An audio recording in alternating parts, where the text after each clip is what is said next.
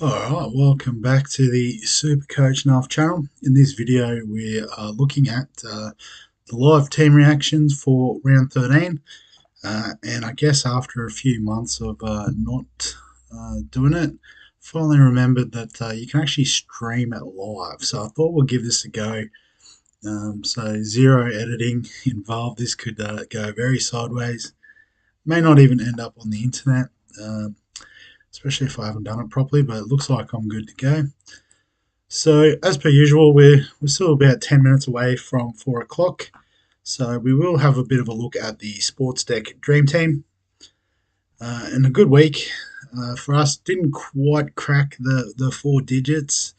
Would have been nice, but we did get to 994, which was in the top 11% for the round, and we went up about 68 spots overall. So, pushing closer to the top 400.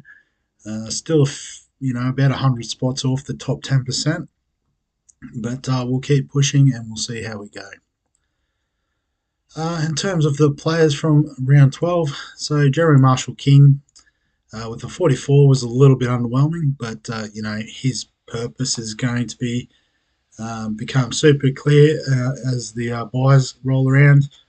Appy Coruscant 35, but I guess fortunately for us, was not named for New South Wales. So I guess that means he will be available from round 14, hopefully all the way through the rest of the Origin period. So really handy to have in the team. Payne Haas was immense with an 87. Josh Curran with a 47 is okay. Terrell May with a 38, solid enough. And Sam Hughes with a 29 is continuing to just do his thing. So Angus Crichton with a 66 is good, but he's off to Origin. So one we have to consider what we do with, given he'll miss three of the next four, I should say. Morgan Smithies with a 36. Hoping for a bit more from him this week, given he is available to play. Brett Nickro with a 25. I guess in a game where the Sharks didn't score a point, it's probably a fair assessment. Jermaine Hopgood with a 55, and I think a well-earned call up to the Queensland team. So, we won't have his services this week, unfortunately. Ben Travojevic with 56 is actually quite surprising. I don't think I've got him in other formats, so I hadn't looked too closely at his performance. So that's worked out well, although we didn't play him in our team. Finny Furiaki with a 15, but I guess will be a valuable number this week, given Jeremiah Nanai has been named for Queensland.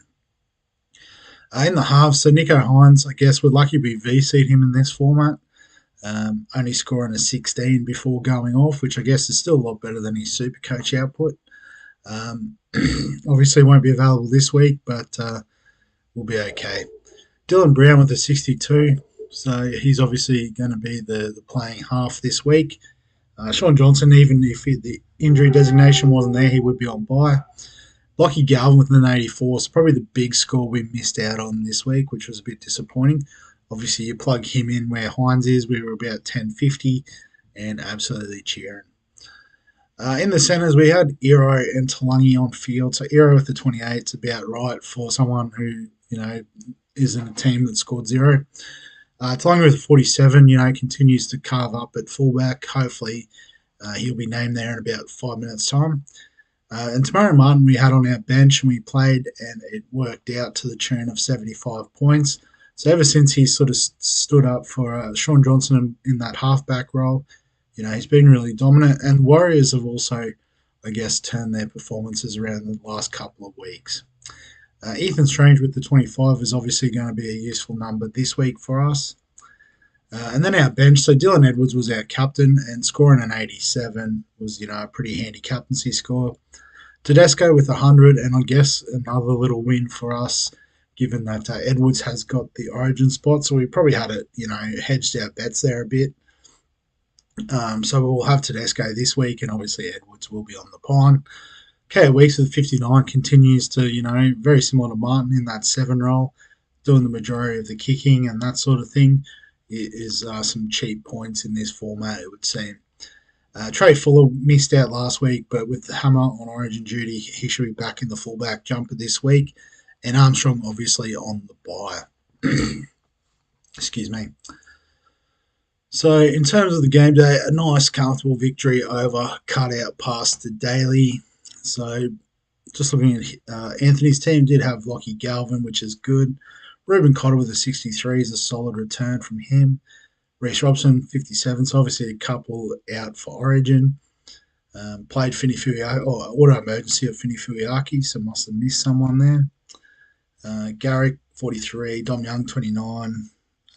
Tom Hazelton, I guess no try, meant a slight decrease in his score. Captain Hines, which is a bit stiff. Max Plath with 56 is solid, and a fine target for the buys. Bostock still got with 32, so he'll be a useful asset this week. And then Coruscant, Weeks, Smithies, Eero were our four common players. Had Jamin Salmon on the bench, which 70 points would have been very useful. Sammy McIntyre with 50, I think he'll be a pretty useful asset this week as well. With the Cowboys, obviously Ruben Cotter out, Jeremiah Nanai out, so there should be some good minutes in the middle there for Sammy. And Adam Elliott on the bench will obviously come back in this week as well. So I guess looking at the teams, the standout is Hell's Grannies with an 11-22. That is a monster score. I'll have a look how that ranked overall, I think, as well for the week. But VC at Holmes, who scored 103. So, twin tons with Tedesco as well. But played Galvin, had Drinkwater, Cotter, Jake Travojevic, the new captain for New South Wales, all in the 60s. Has Dylan Edwards, Hopgood, Ewan Aitken, who's one I think a lot of people will be targeting through the buys with an 83.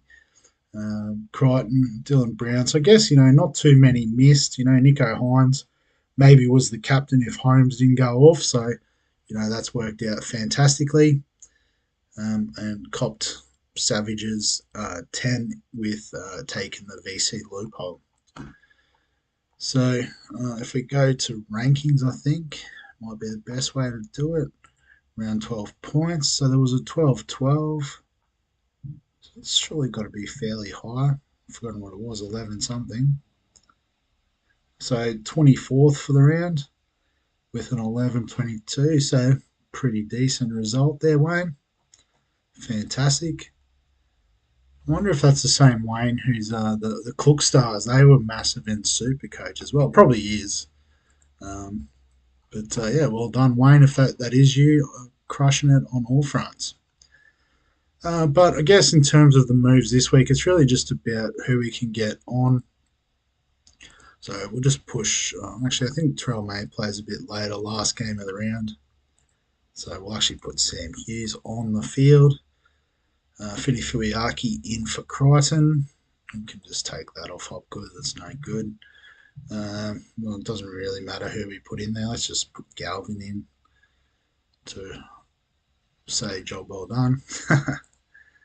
Strange and we got Fuller and Armstrong. So it might be something like this where we. The Dolphins play later, so we'll put Fuller on the bench. So we've got 4, 7, 8, what's that, 11, 12, 13, 14 playing, or 15 if you count Terrell May playing this week, which we will absolutely count Terrell May this week. So I think, there's probably no need to panic on trades. Like if we look at it, Coruscant's available next week. That's, and perfect with the Tigers buy coverage. Payne Haas is a keeper. We're not going to get rid of him. Angus Crichton's the interesting one. If we believe he's a keeper, we can, try and keep him. But obviously won't be available next week as well. Hopgood. I can't remember the Eels buy coverage off the top of my head. I think it's something like 16 and 20 of their buys. Perhaps. So just looking through, they've played all their games so far, so 16 and 20. And I can't identify their other buy. What's going on there? Oh, round 9. So they have already had one. Misses round 16, which he would have anyway with Origin. And then 19-20. So I think we can, cover up enough that we'll hold Hopgood through that period. Travojevic is going to make a bit more cash, so we'll just hang on to him. Galvin, copy and paste what I said for Coruscant. Keepers, no need to stress there. Tomorrow Martin making money, so I guess just once SJ comes back, we'll look to upgrade him.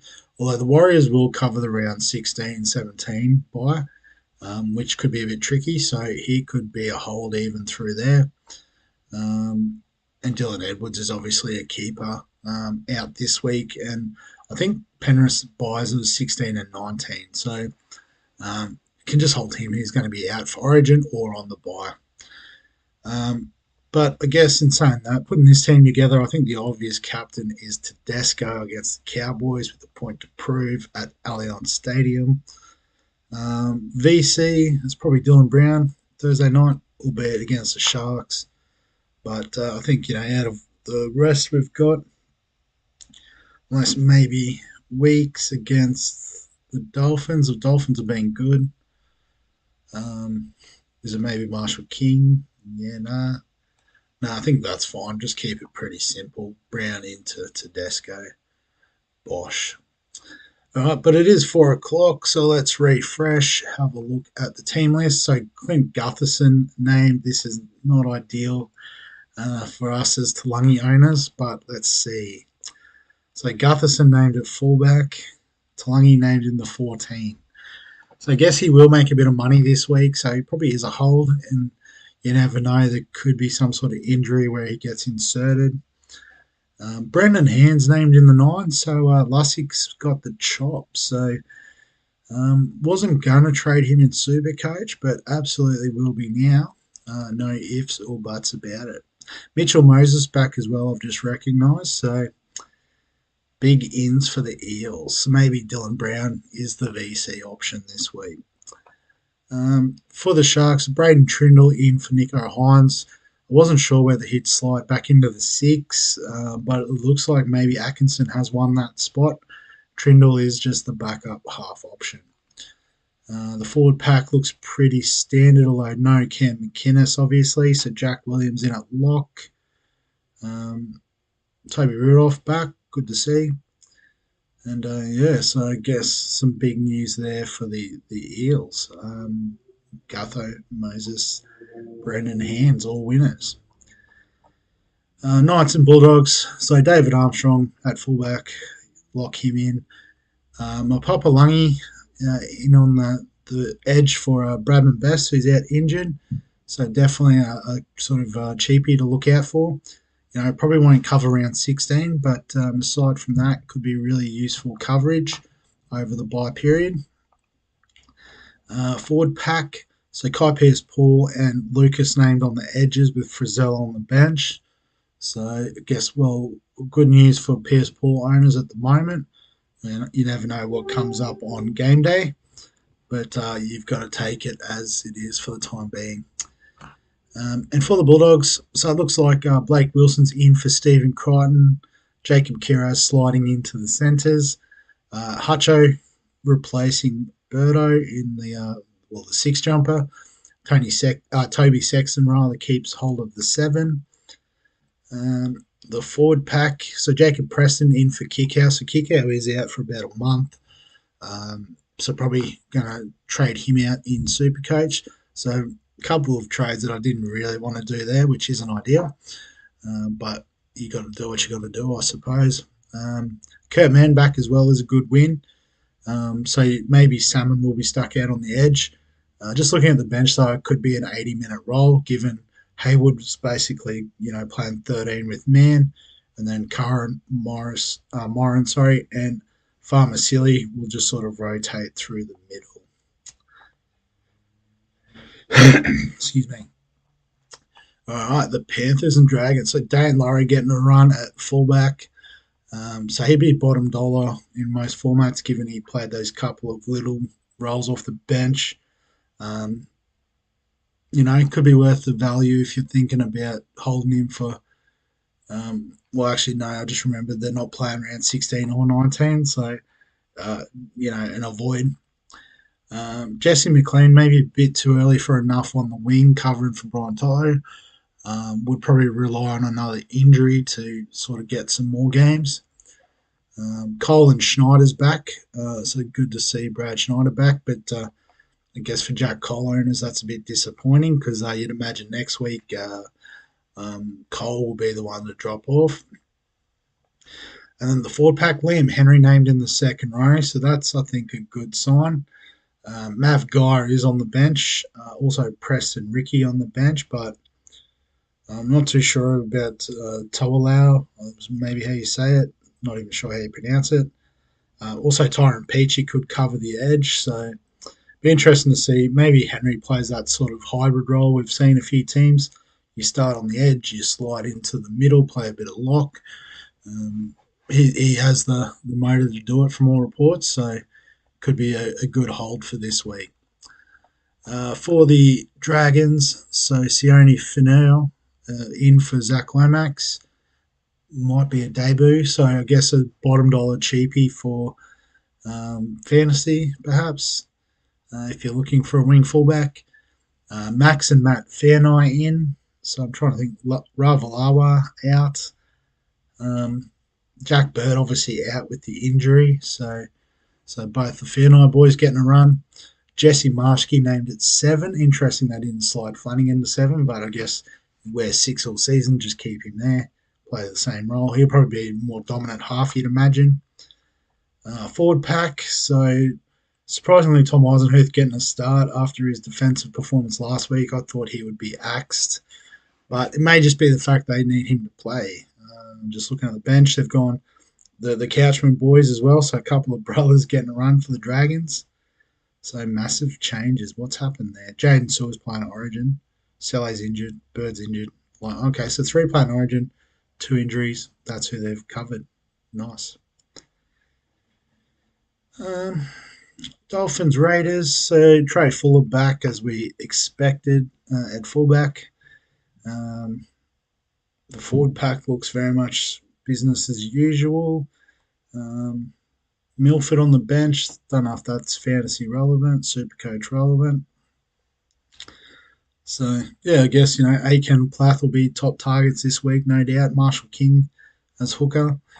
Um, the Raiders, very, very much the same looking team.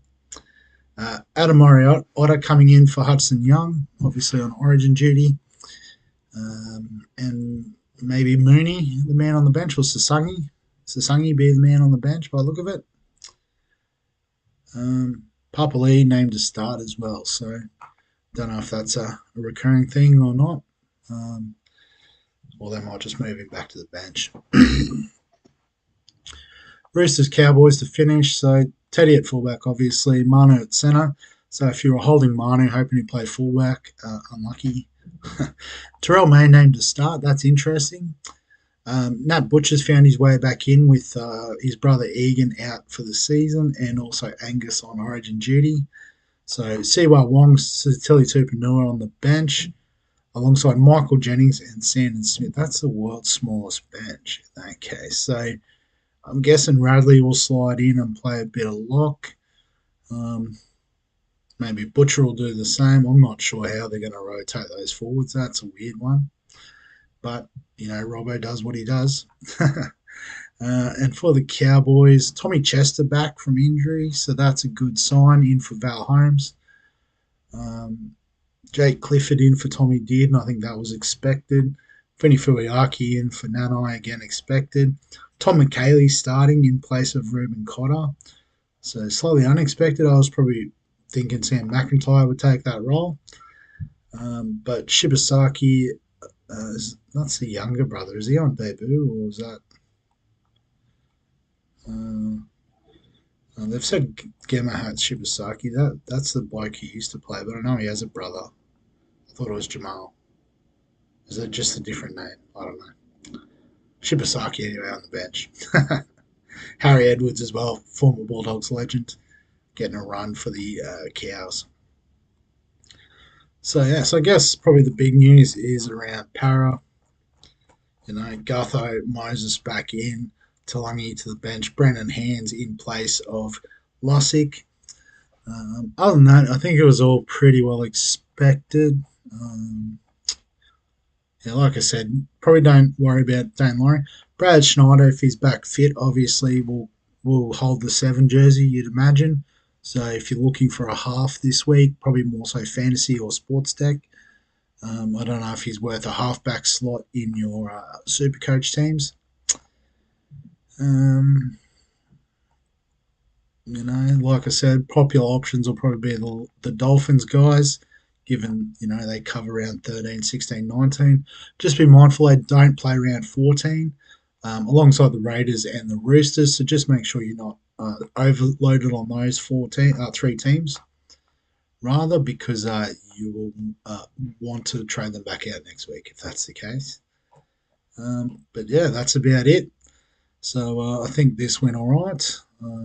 I've just got to work out how to stop the stream now. But as always, there you go. I just saw some comments from Shots, who's watching the live. So I played you last week and beat you despite captaining odds. Yeah, it was a weird week. Like I said, I was a bit. I thought the curse of the top 10K had hit me again, but luckily enough, it hit most of us. So yeah, so I think I've worked this out, but we'll wrap it up there. As always, if you've got any questions, comments, and thoughts, join our Shots there in the comments section. I think it goes after the video is finished and up there on the internet. Give us a like, obviously, if you enjoy the sort of Teamless Tuesday reactions, and also in particular if you enjoy the live stream aspect of it, actually on here at 4 o'clock. I don't know why it took me so long to remember about this. But subscribe for all the fantasy sports content on the channel. And other than that, we'll catch you in the next one.